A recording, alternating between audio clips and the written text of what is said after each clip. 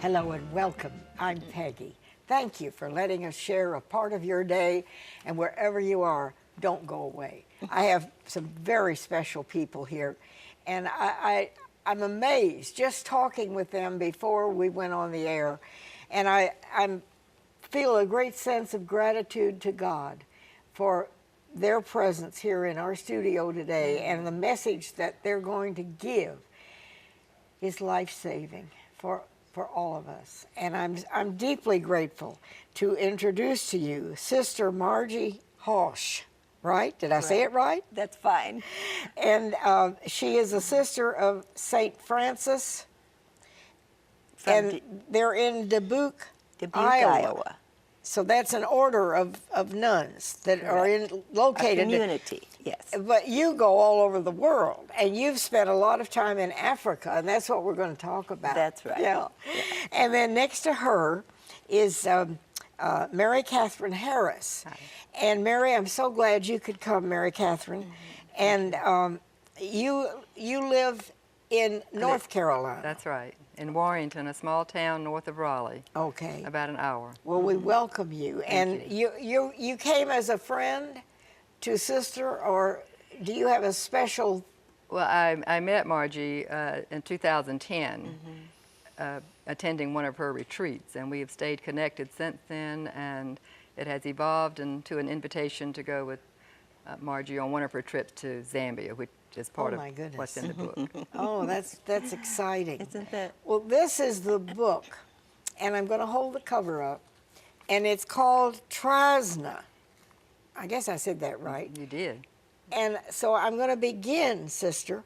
Or should I call you Sister, or can I just call you Margie? Just call me Margie. Margie. Okay, God love you. They walked in, and I felt like I'd known them forever. And this book, Trasna, what does that mean? Trasna is a time in your life where you can make a decision to go further in life, to try a new experience, or stay where you are and thank God for whatever has happened to you so far. And if you're very, very spirited and want to decide to experience more in life and to give more of your life, then you go forward, because Jesus will be with us on the way. That's beautiful. So there's a little poem in the very beginning of the book, and I just want to read a minute. It says, what am I seeking? What is my quest? When your star rises deep within, trust yourself to its leading. You will have light for your steps. I love that. And how we need light for our steps every day, regardless of what your field is. If you're a stay-at-home mom, if you're an executive, whatever, if you're a student, we need light for our steps every single day. I've come to realize that's just beautiful. I've come to realize that we have the bigger Trasna moments that Margie just described, but as you said, we come to crossing places every day, every moment almost, when we can make a decision for a higher good or something deeper, something bigger than ourselves, or we can choose to something more self-centered. When we're able to make that choice for a higher good from something deeper within ourselves, it seems to me to be a Trasna choice. So Trasna, the word itself, it's crossing place, means crossing. Is this an African word? Or you've spent a lot of time in Africa, and I want to talk about that. No, I think it's an Irish from Ireland. Oh. That's the roots of Trasna. Yeah. Okay. Yeah, and you can look it up at the internet, and you'll discover how it's used in Ireland. So it really is like a crossing place. Yes. That's what the term means. That's crossing beautiful. place. Yeah, because I had not heard that word. And we all have those moments every day we live. Absolutely. Exactly.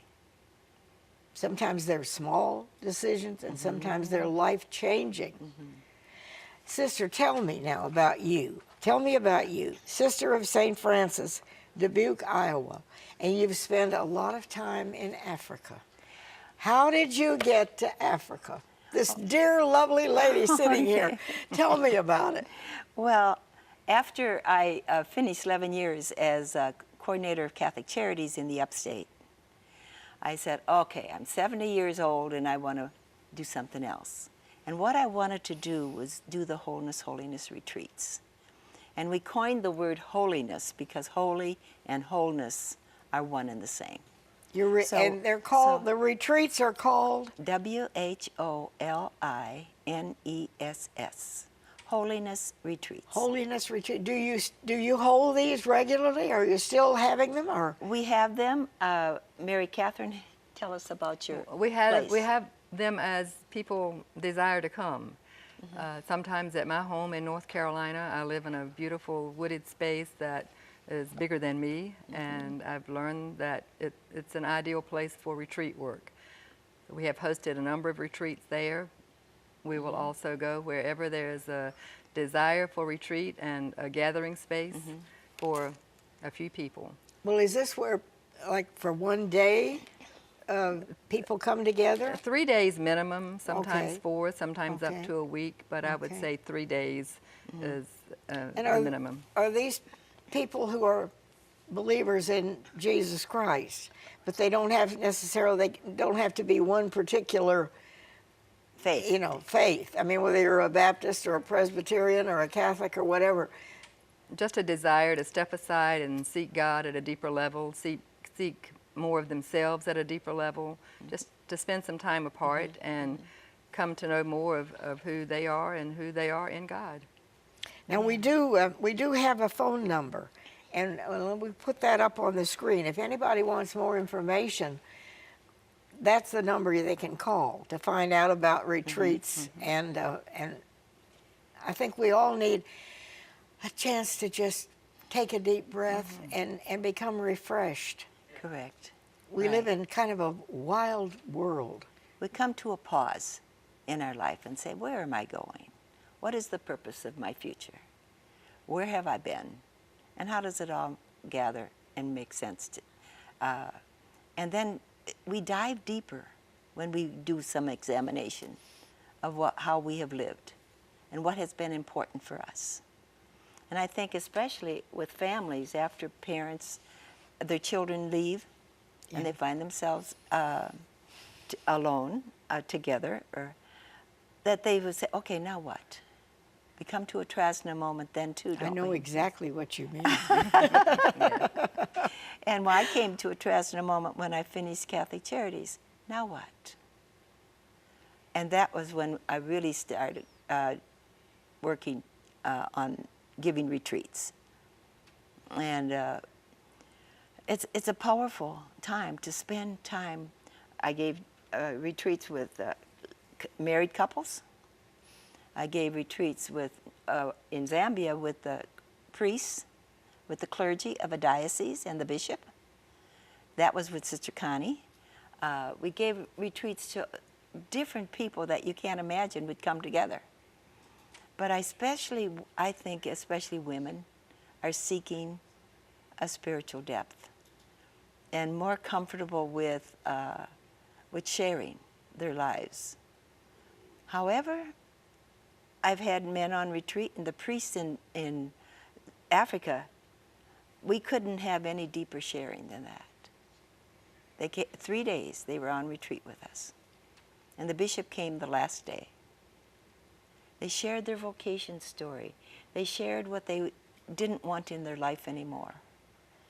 And they they tore up their discrepancies, what we call sin. And they say, now when I get rid of my sin, I want you all to sing a song.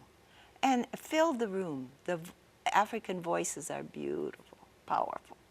And so each priest came up, each sister came up and ripped up what they no longer needed in life in order to focus on Jesus and their calling to be the presence of Jesus to the people. It's very powerful to experience that. So it was actually Margie's retreat work that opened the door for her to go to Zambia.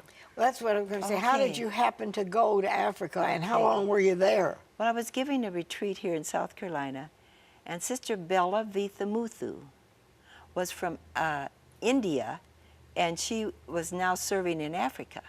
She was a presentation sister. And after the retreat experience, which lasted about 6 days, she came up to me and she said, "Sister, would you come to work with the sisters in Zambia?" I said, I would be delighted, but I'd have to get permission from my community, and I would have to call Sister, See if to it's see if she would possible. go with Yeah. Connie Fahey, to see if she would go with me, because I couldn't go alone. And the book tells the story of how we prepared and what happened when we got there. And then the second year, the third, the fourth, the fifth, and then the 6th year with Mary Catherine and myself. And tell him, you know, most of us, we dream of traveling or going someplace, but I don't think we hear many people, you know, many people say, "Oh, I'd love to go to London," or "I'd love to go to Paris," but you don't hear people come along and say, "I want to go to Africa." I mean, think about it. There is great poverty there. We have poverty here, Right. but there is different. Can you explain what I'm trying to bring forward here? The poverty is unimaginable for us until you go and see how the people have to live. So even here, when we see what we consider poverty is not the same. No. Yeah. The book will tell you about Cardboard City, where the mothers are raising their children in cardboard boxes as their home. And you know, we can't even begin to fathom that in our lives. And then the children, and a little baby, newly born, was laid on the ground in order to you know, sleep. You know, how are you going to sleep in a cardboard box? It's not big enough. But, you know, sometimes to get out of the sun, they go in there. But that's their home. They have no... And what happens, why do we have a cardboard city? And this is hard to hear, but the men come in and impregnate a woman, and then they leave, and you never see them again. No sense So of the responsibility. sexual needs are taken care of by coming into the cardboard city and taking over a woman and doing its thing and his thing, and they leave. And we have to go to a break, but is there no substantial government or anything that comes in to try to help these people or educate these people? It's hard for us to think about. It's hard. Yeah. But the ministry the help seems to come from the religious communities, Yeah. the sisters. And the priests. And that is the point of our And wanting to help that's them. all they have. Yeah. I'm As- not aware of what the government does, but we do know that the communities of men and women, religious communities, are serving the So poor. I guess we hear it, maybe we're not grateful enough that even if people are poor here, by their standards, they could be well-to-do compared to what you've seen in Africa. Right. We have people giving them food, and we have organizations that give out clothing, and we have people that hire And them God on the bless day them, the basis. goodwill and people like Yes. this. God bless them for what they Yes. do. Yeah. We don't have that in Africa, except the works of the sisters. But yes, I would Different- say that in some cases what we consider poor here would be close to luxury for some of what we saw in Africa. So you actually have been along with Sister. You know about this. Exactly. We have to go to a quick break, and we do have a phone number. And there are retreats and programs available that Sister Margie has control of, I guess. She presents a lot of them. So authored. if you want Yeah. more information, that's the number. We'll be right back.